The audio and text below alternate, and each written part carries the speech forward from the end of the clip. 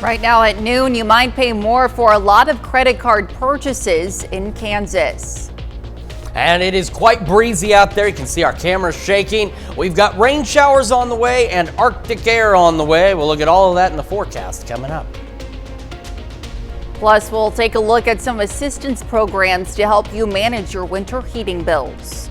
The 4 states' most watched news starts now. A former Carl Junction school teacher is under arrest for a child sex crime. This is KOAM News at noon. I'm Elise Snowy. Now, in a news release last night, the police chief says authorities have arrested former Carl Junction teacher Craig S. Smith on charges of possessing child pornography and stalking. Police say forensic analysis led to the discovery of numerous images of child pornography on Smith's school-issued electronic devices. At last report yesterday evening, Smith was in custody and charges were under review by the Jasper County Prosecutor's Office. In the release, CJ Police Chief Mark McCall says, quote, the stalking charge is based on a pattern of concerning behavior directed toward a minor student over the last several years. The chief notes the department has not released any images of the minor victim. Now let's check in with Chris Warner for a look at the forecast. It is warm. It is quite breezy. Keep in mind where our average highs should be, and we'll talk about this in just a moment. Look at our camera in downtown Pittsburgh, just shaking in the wind. Look at the flags blowing out there. We've got these gusts already pushing 40, even 45 miles an hour in some cases. MoDOT camera 20th in range line. It's anchored to the traffic signal, so it looks a little more stable, but the traffic signals themselves are definitely bobbing around. We also have the showers. They're off to our south and west, just barely getting into parts of Washington County at this point. And we'll have a few more showers here and there. Again, maybe a rumble of thunder, but this is why we were talking too. The better opportunities for rain are going to be along and south of the I-44 corridor. We started yesterday at 32, made it to 54, 10 degrees above average. By the way, that's where we're supposed to be for this time of year. And take a look at this. It is 57 in Joplin. 55 in Pittsburgh. Clouds are increasing. We've got low, mid, upper 50s. And take a look at Grove sitting at 60 degrees right now. Well above normal, but enjoy it because it is about to come to a sudden and abrupt end. Scattered showers possible all the way through about 11 o'clock. I think the bulk of activity is just going to start winding down. Temperatures, though, will begin dropping even more overnight tonight. We're going to talk about this cold weather and how long it lasts here in just a few more minutes. Elise? All right, thanks. Well, as winter temps stick around, your utility bill could see a spike. Now, according to the U.S. Energy Information Administration, natural gas usage is up compared to this time last year. Now, demand exceeds supply, putting some pressure on prices. Local utility provider Spire wants you to be aware of assistance programs available to people in Southwest Missouri. They can take advantage of what they call ESIP. It's the Energy Crisis Intervention Program. And this helps the customer who have that unexpected or uncontrollable loss of financial resources. And what happens in the winter months, which we're in now, from November to May, they can receive up to a maximum of $800. Now, for those in need of assistance, you can call 211 to find out what programs are available for you. And some Missouri legislators want to change the laws pertaining to missing persons and DNA testing. A bill would require information on all missing persons to be entered into a database known as NamUs. NamUs stores identifiers such as DNA, dental records, and fingerprints. Now, for law enforcement, identifying DNA could go a long way in solving cold cases. You obviously want to get a name or an identification and start from there. And so these are death investigations that we're investigating. We don't have the cause of death. If we're able to identify these remains, that's a huge piece of the puzzle that allows us to start that secondary investigation to find out what happened. There is bipartisanship support for the legislation in the Show Me State. The Joplin Area Transportation Study Organization, also known as JATSO, held a policy board public meeting yesterday at Joplin City Hall. They discussed several strategies and ongoing projects aimed at improving the city's transportation systems, including pavement and bridge improvements. Now, one of the most significant points of focus was how to better engage the community in decision making. What we're going to try to do is we will be doing Teams meetings so that if someone can't come to the public meeting, they can log on to Teams and they'll be able to view the presentations, they can submit questions, and then there'll be sections designated that we stop and we take some of the questions that we receive from the online participants and answer those so that they'll be able to get real-time information through the process. If you happen to miss a public meeting, you can always check the Joplin City Hall website for information. An updated Kansas law could affect the way you spend when using a credit card. KOAM's Melissa Alexis has more on how this law can impact Kansas shoppers. As of January 1st, Kansas businesses are legally allowed to add a surcharge for credit card transactions. James Redd, owner of Redd's House Barbecue in Columbus, says as a business owner, he can see how the surcharge can financially benefit business owners. If we could pass the savings on, we try to, but at the end of the day, we want to make a little bit of money. But as a consumer, see, my philosophy is that I'm a consumer first, business owner second. If there's a surcharge, he might give extra thought about what he really wants before spending. What would I really want to pay? But then most people, they'll pay for whatever they want if it's worth it. That's for the owner of Fred's House Barbecue. He doesn't have any plans to start adding a surcharge for people paying with credit cards. I think when people work hard for something, they want to come out and to indulge. I don't think they're already going to pay a premium price, but I don't think you should try to nickel and dime it per se. He says he tries to keep prices to margin, and he wouldn't want to add a surcharge that could potentially be strenuous for people in the community to afford. I know you're supposed to pinch pennies and you're supposed to budget this and budget that, but I don't know, I'm just a community person. Kansas had a no surcharge statute from 1986 until 2021. That's when it was declared unconstitutional, and it was appealed. This updated law requires that businesses alert customers about the surcharge before the sale is made, and 4% is the maximum surcharge allowed.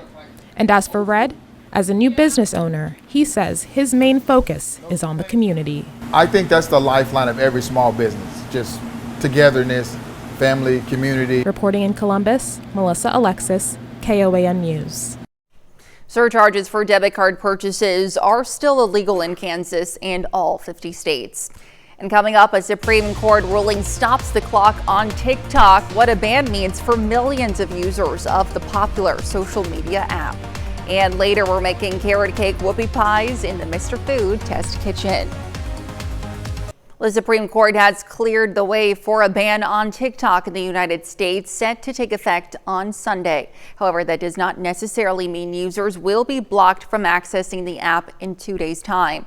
Enforcement of the ban will fall to President-elect Donald Trump, who takes office 1 day after the ban goes into law. Erica Brown is in Washington, D.C. with more details. Supreme Court justices ruled a law labeling TikTok as a national security risk does not violate the First Amendment rights of its users.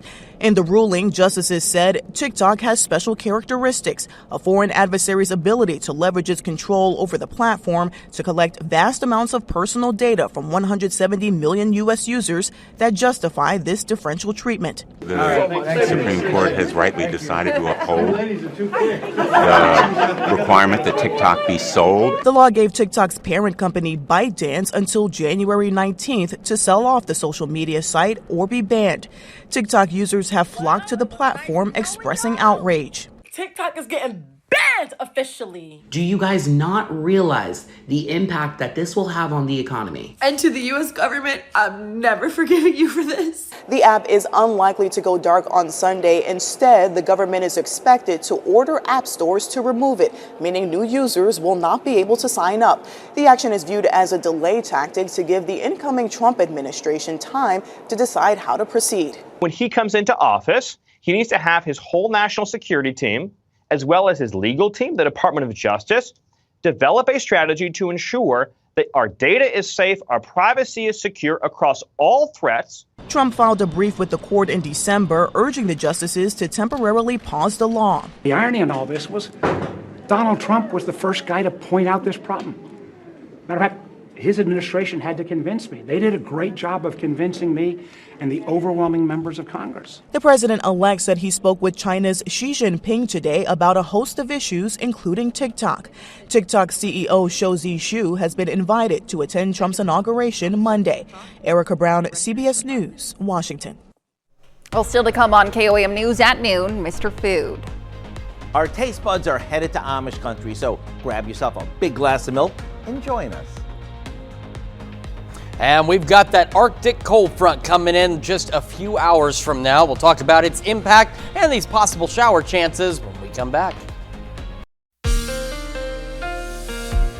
Welcome back to the KOAM News at noon. So you've probably noticed one big change out there. It is very windy. Take a look at our camera in downtown Pittsburgh. It is shaking, it's rocking and rolling out there. Those wind gusts approaching 40 miles an hour out of the south, in some cases even exceeding 40 miles an hour out of the south. So again, the main concern, I mean, yes, it's going to get cold and that stinks, but right now the primary concern is for anybody driving, especially on east-west roadways with these kinds of winds out there. It does make it hazardous. Skywatch Storm Tracker, clouds, as promised, have thickened up. We are mostly cloudy, if not just straight up cloudy. And we have showers. They're almost right on schedule. I've told you before, this doesn't always happen this way, but it is very neat when it actually does play out exactly how the forecast data says. I mean, down to almost to the minute here. We've got the showers now rolling into parts of northeastern Oklahoma into southern Washington County. They'll continue to lift off to the northeast. A few more showers down south of Oklahoma City, and these will continue up to the I-44 corridor. And so again, that's why, yes, you see this is spreading. We could get isolated showers anywhere in the area, but the better chances for rain are going to be along and south of the I-44 corridor through the afternoon and into the evening hours. There could even be a rumble of thunder, but again, a stray shower or two outside of that zone is possible. Otherwise, it is going to be breezy. It is going to be well above normal by about 15 degrees in some cases as we head through the evening. Now, by 4, that cold front starts to push in. By 6, here it is from almost Fredonia, Chanute, Fort Scott, just kind of giving you a rough line here up toward Butler. Yates Center is already down to 48. On the backside of this front, winds shift out of the north. The other problem we're going to be facing is the fact that these winds out of the north are going to be gusting upwards of 30 miles an hour, which is going to put our wind chills tonight into the teens and single digits. Any of the lingering showers should be about done by 10, 11 o'clock at the latest. Here's that frontal boundary now by 10 right along the I-44 corridor, and it'll sink on through. Temperatures will continue to fall, and as we've discussed as well, I do believe that tomorrow this scenario still looks very likely. We're probably going to have a number of communities hit highs sometime between 3 and 5 a.m. tomorrow. After that, again, the temperatures won't plummet. They're just going to sink back into the mid to upper 20s and then just stay there. So we're talking, you may get a high of 31 in Miami, for example, and then a few hours later, you'll fall back to 26. And then just stay in that range. So that's what I mean. They're not going to plummet, but it is going to get cold.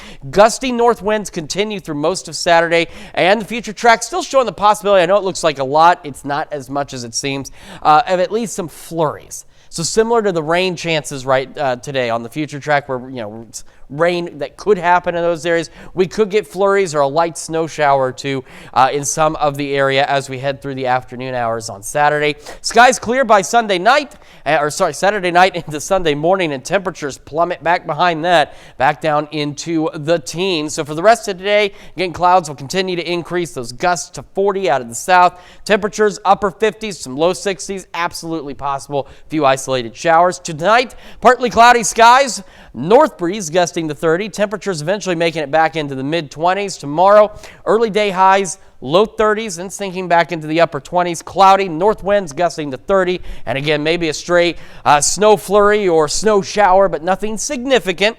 Much colder Sunday and Monday. We remain below average through at least Saturday of next week. Maybe a wintry mix Thursday. Hopefully a little closer to normal by next Sunday, but get ready. It is going to get very cold. Ugh. You're going to need to check your tires because you know that pressure is going to drop tonight. Absolutely. All right. Thanks, Chris. Well, stick around. We're making carrot cake whoopie pies in the Mr. Food Test Kitchen. We'll be right back. Howard's sharing the perfect sweet treat to finish out the week. Today, he's making carrot cake whoopie pies in the Mr. Food Test Kitchen. I've loved whoopie pies ever since I was a little kid. It all started when my family visited Amish country in Pennsylvania. We stopped at this little roadside stand where I got my very first whoopie pie, and it was heavenly. I still remember squishing out the filling of the 2 cake-like cookies and getting it all over my face. From that moment on, I was hooked. So if you're ready, let me show you a new twist on these. The first thing we want to do is combine a box of carrot cake mixed with some water, oil, and a few eggs, then give it a good mix. We drop spoonfuls of this on a couple of baking sheets and bake them off just like you would a cookie. Then while these cool on a wire rack, we'll whip up a filling, which is simply some softened cream cheese with butter mixed with vanilla and powdered sugar. Once it's fluffy, we smear the flat side of half of the cookies before topping with the remaining cookies. The key to a good whoopie pie is that you can't be skimpy when it comes to the filling. Whether you eat these one bite at a time or you squish the filling out and lick it, you can't go wrong. To get the recipe for our carrot cake whoopie pies, all you have to do is visit our website. I'm Howard in the Mr. Food Test Kitchen with Kelly, who's loving whoopie pies as much as I do. And today we found an Amish-inspired way for you to say, ooh, it's so good. You can find this recipe on KOAMNewsNow.com. Now here's a look at the 4-state market prices. Well, the Miami Public Library invited the public out to celebrate literacy and American icon Dolly Parton yesterday afternoon. The Dolly Party kicked off a month-long celebration of the beloved country singer and her contributions to children's literacy. Storytellers were on hand, as well as a variety of games, songs, and plenty of snacks with fellow book lovers. Very excited. It's my first time. The Dolly Parton Imagination Library is a big part of Ottawa County, so we like to celebrate this amazing program and share it with all the families in Ottawa County. Well, since 1995, the Dolly Parton Imagination Library has donated more than 200 million books to promote children's literacy. Now here's Chris with a final check of the forecast. Again, enjoy the warmer weather while it's there. Upper 50s, maybe some low 60s. Few showers out there. Cold front comes through this evening, drops our temperatures with that Arctic blast. We're going to be below normal through the weekend and into next week, and maybe even into next weekend. Maybe a wintry mix on Thursday. Could see some flurries tomorrow, but really it's just going to be cold, cloudy, and very windy again. So be ready. Yeah, it's cold. Absolutely. All right, thanks. And coming up tonight at 5, millions of eyes will turn to the sky for a celestial spectacle. Tonight and tomorrow, 6 planets will line up in the night sky in an event some astronomers refer to as a planetary parade. Plus, the Kansas City Chiefs take on the Houston Texans tomorrow during the NFL playoffs. We'll check out how businesses in Southeast Kansas are preparing for game day. And the Joplin Public Library hosts an Adulting 101 class to help young people make the transition into adulthood. You can join us for those stories and more on KOAM News at 5. Thank you for joining us. Have a great rest of your day.